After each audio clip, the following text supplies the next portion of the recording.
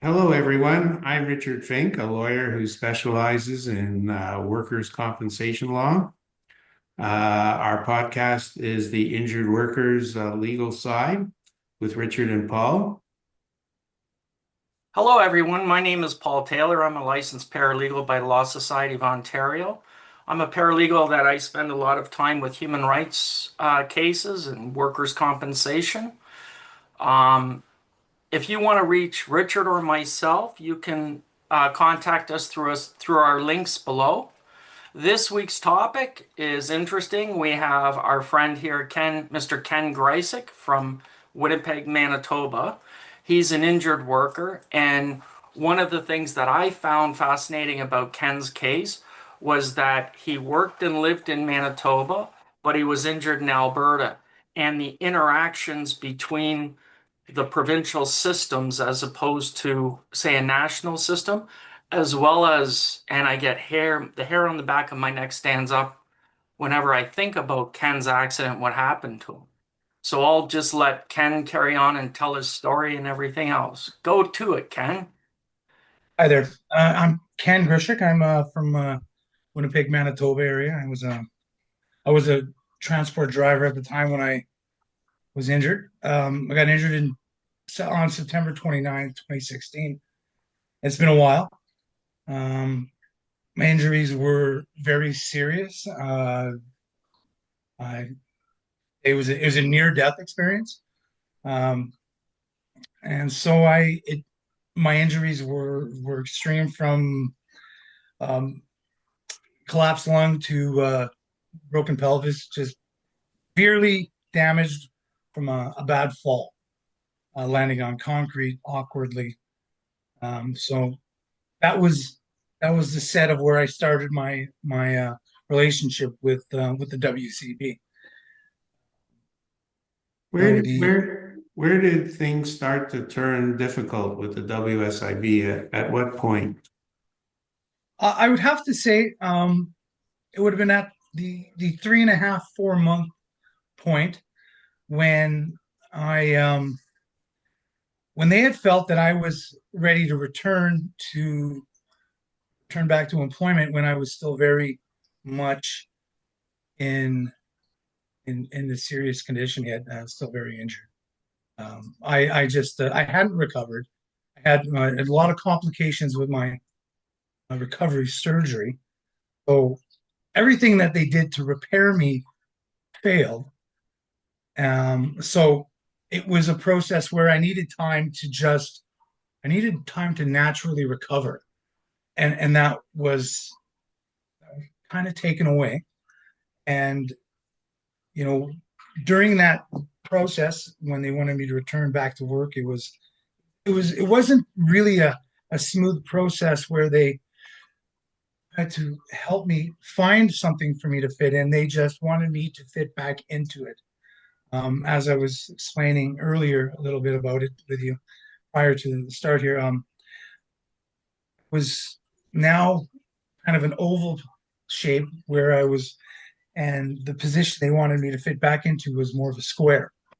And I just wasn't going. It just my body had was so damaged from the fall and the non-recovery and the limited amount of time for recovery that I just couldn't fit in. What was Um, the job they were suggesting for you to return to? they wanted me to return back to a warehouse style worker, whereas if they may have tried to offer me something where I was just working, in a stationary position where there would be no physical activity, I think I would have had a chance for success. The timing was difficult, nevertheless, but um, they really didn't give me any options. It was you return or we cut you off. And this was the direction. And, having a family, having a home, having responsibility, you don't have that option. You have to take it.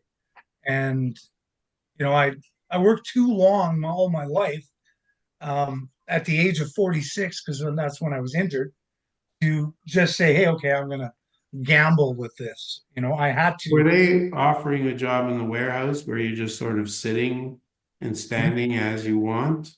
Or was it one that was physical activity? It was with physical activity. It was fully based on what I could physically do yet. Everything from painting to stocking shelves to um, you know, helping customers load material. And Um, was your problem with the physical activity, pain, let's say from your pelvis area? Or was it yeah, that you were sort of psychologically under the weather?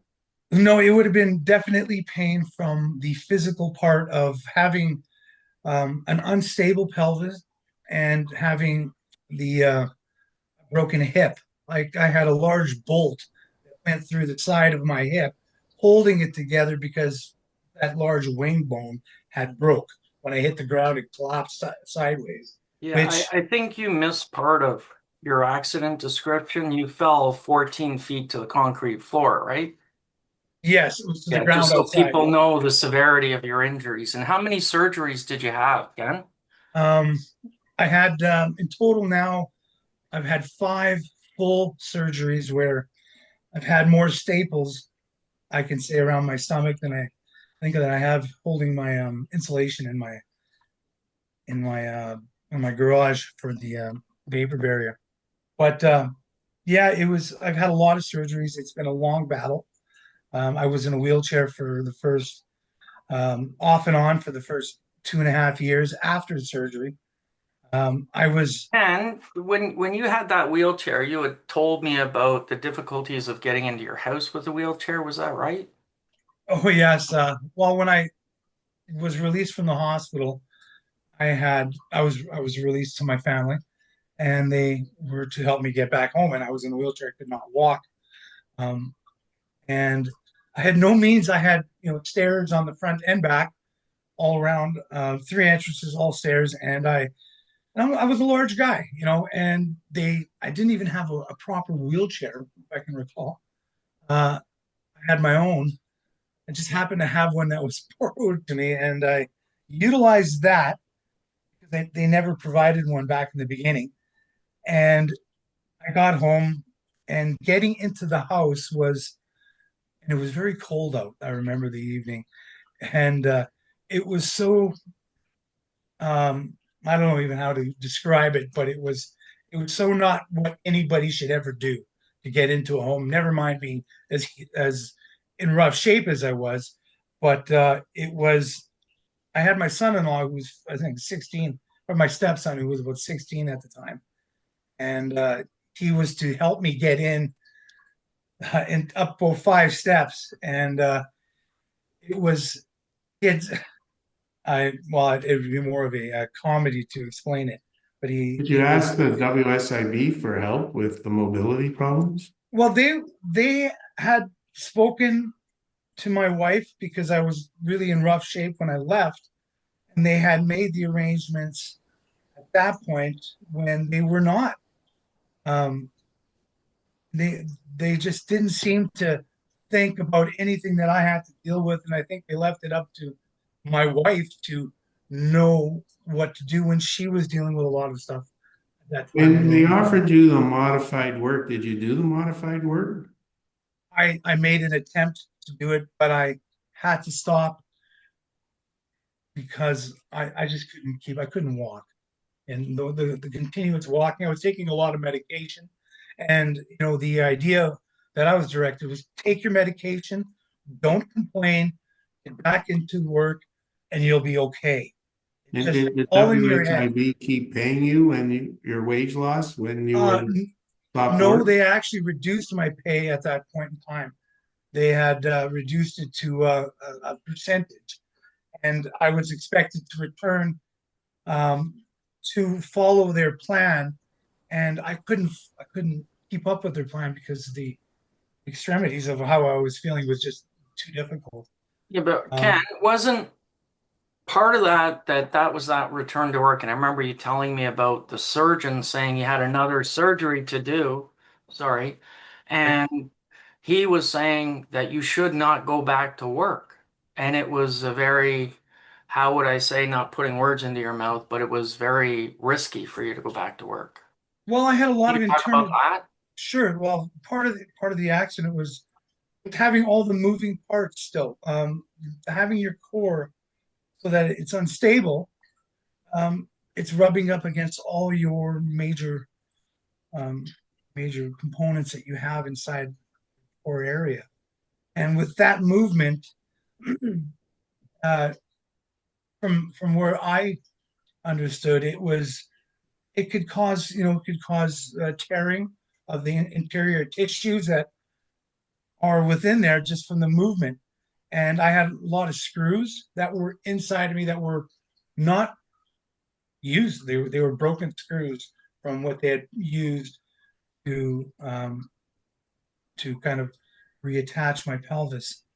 And those screws broke, the plate broke. So I had all that moving inside of me. And it was difficult. He kind of put it out there that, if you're not careful, you could cause serious stuff. So move slowly. How many months were you sitting at reduced earnings from the WSIB, reduced wage loss? 6 months, 7 months. I was from February, I guess February of 2017 to almost September. I guess it was end of August. I I They reduced my pay and they said, well, you could return to work. It's your choice not to go.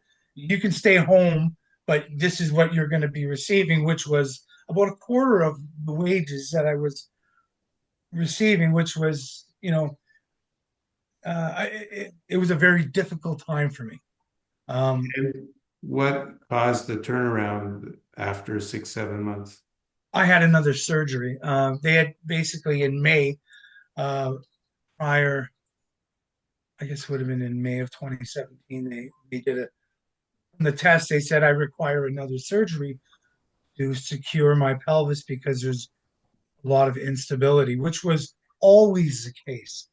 And part of the issues from the beginning was missing information from my file, from right in the beginning, from when they did the original assessment, the deeming part.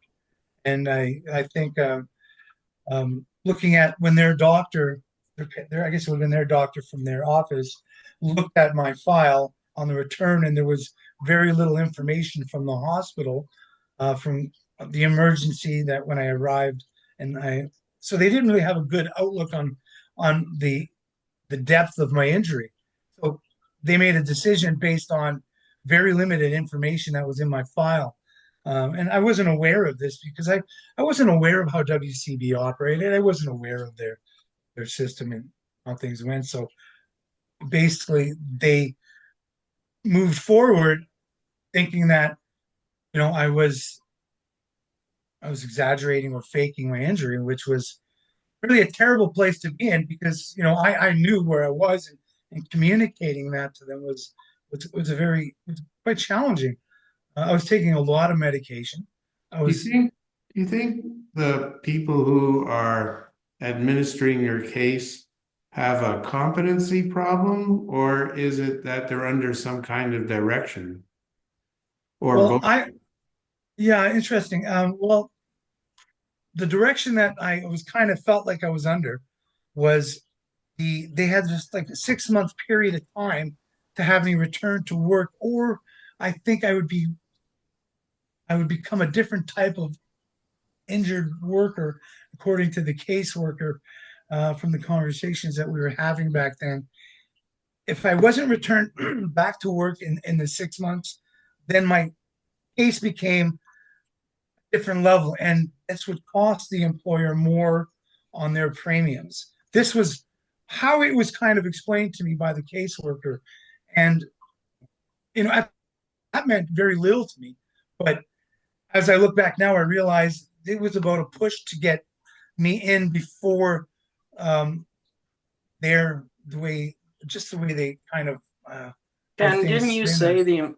didn't you say the employer was fined or whatever? Yes, the employer was found guilty of. They were originally charged with about 19 different charges under the Alberta Occupational Health and Safety, um, from the fall, from everything that led up to the fall. and in the end, they had about almost $100,000 fine that they were charged for, and I guess it was, um, yeah, that really never sat well with them.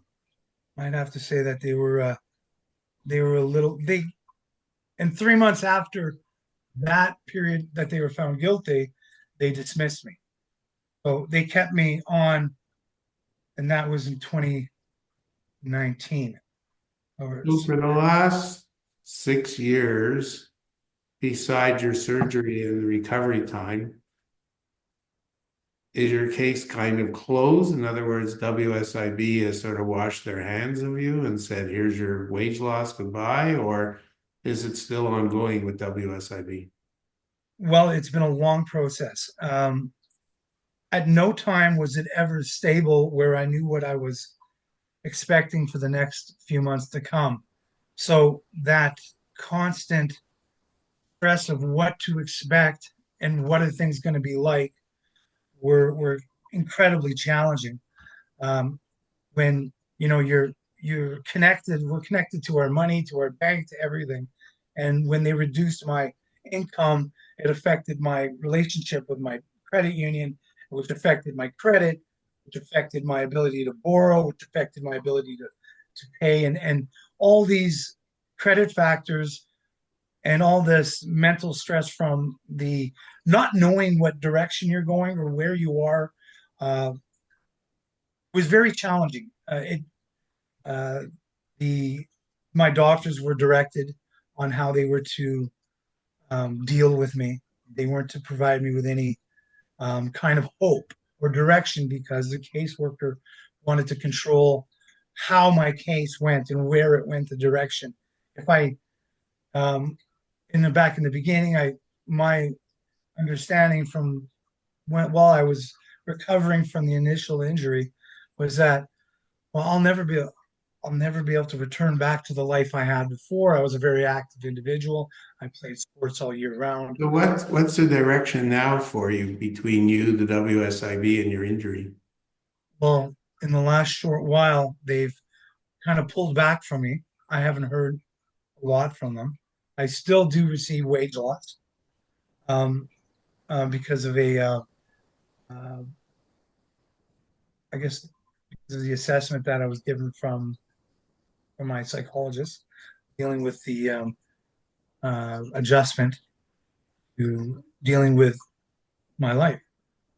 It's been a very difficult period of time for me, and I like to believe it that I am okay, but the reality is I'm not. So, And Paul, what's at the heart of this terrible dilemma that the workers put through? Well, it's I oh would sorry. say, yeah, no problem, Ken. Part of the problem, like in Ontario, Manitoba, they're not making it very clear to the worker where they stand, which is that since 1990 they have the lock-in period. And in Manitoba, I was just double checking, they do have a lock-in period at 2 years. Ontario, I think it's 72 months, which is 5 years. I'm terrible with math. Yeah. And I actually had one case, Richard, recently that went to the WYSIAT. It was the fastest hearing and fastest release of a decision. Richard, I've never seen this in my life. The hearing was 15 minutes, and she released the decision to me in 3 days. And basically, what happened in that case was the injured worker had a changing income after the 72-month lock-in. The case manager said, no, no, you're wrong. It's to the end of the month. And I'm like, no, it isn't. It's 72 months to the day of accident. And the vice chair agreed. And it was like, this is ridiculous. And I think the same problem is occurring right across the country where the boards are deliberately delaying saying this is a permanent injury and finding ways like not giving when they split the benefits in the law where they said you'll get some money for a permanent injury and then wage loss benefits. When they go to give the permanent injury money, I've seen somewhere injured workers 5, 6 years. That's insane. And whereas with the wage loss to declare it locked in, they're going well beyond in Ontario, say the 72 months or Manitoba, the 2 years. And this is troubling because the worker themselves, like as Ken is saying, they don't know where they stand and they're afraid to say anything for fear of triggering uh, what they fear is would be reprisal, right? Absolutely. It is so true that that is the fear of opening up a can of worms when you're trying to just keep stable. Um, and it was that progression of constantly not knowing and being constantly told, well, you're going to be returning back to work, we're pushing you back. And it was a nightmare. And and honestly, sometimes I wonder how I survived this to this point with things that I've gone through without without just giving up. And if it's not an easy when you have a serious accident that changes in your life physically, um, and you are treated as if you've sprained your ankle, you and you just can't adjust. All our lives we work for our future, for our retirement, for our to have something, and then in a moment you have a bad accident, and the hope is that you can find your way back into society good in a natural normal way, just by healing, by going through the natural process of recovery. But when that is taken from you and you are rushed to fit in, and you just can't do it, and this is that the deeming aspect of it. This is the um, lack of empathy, the inability to follow even simple regulations. They're the normal human treatment of a person is removed, and you become a number, and you're told, you if you don't return by now, this is where you're going to end up. And that's a fear. That was a fear I had. I didn't want to lose my home. I didn't want to lose my life. And that is what sometimes I think that's what kept me going. So, Paul, uh let me ask a question of Paul. So, Paul, obviously the issue for WSIB is spend less on benefits. That's one of their overriding concerns, and you can see it in King's case. Other than making the two of us vice chairs of the WSIB in Ontario, Yeah, that won't work. what would you see as the way forward on all this? I would Given that say, history's gone on now like this for some 35 years. oh, more. I would say it started late 80s in Ontario and spread across the country because I've started to study other provinces to see is this something just limited to Ontario, and sadly it isn't. And Ken's the example. And what I would say right off the top is is that word justice, fairness, meaning like for example in Ontario, the board of directors of the WSIB who makes policy, which is like law, as you know, Richard, is composed, it should be composed equally of injured workers, not worker reps, but injured workers and employers, 50-50. And then the president who splits a vote is appointed by them, meaning not of them, which makes it 11. That way it's a fair system. It's like our court system, where it's a bit adversarial, but the truth comes out. And you don't see this. Right now in Ontario, there's two worker reps. They're not injured workers. It's the first time ever. And it's all pretty much employer based. Same in Manitoba, Saskatchewan, and Alberta, and I think BC too, where it's a predominant control of business. Now, people misunderstand me on the business side. They'll say, well, yeah, that's a good thing. And I'm like, no, actually, it's not a good thing. Because when you go, as always in society, to an extreme, what happens is like an elastic band, it will snap back and go the other way. And I'm warning employers now is that what could happen in Ontario and Manitoba and other provinces where the system will either shut down and then workers will be suing employers in court, back to the old days, or where it will go the other way and employers will be paying hefty premiums and fines. You have to create a system from both perspectives that it is seen by both sides as fair. And I've yet to see any one system in Canada so far as fair.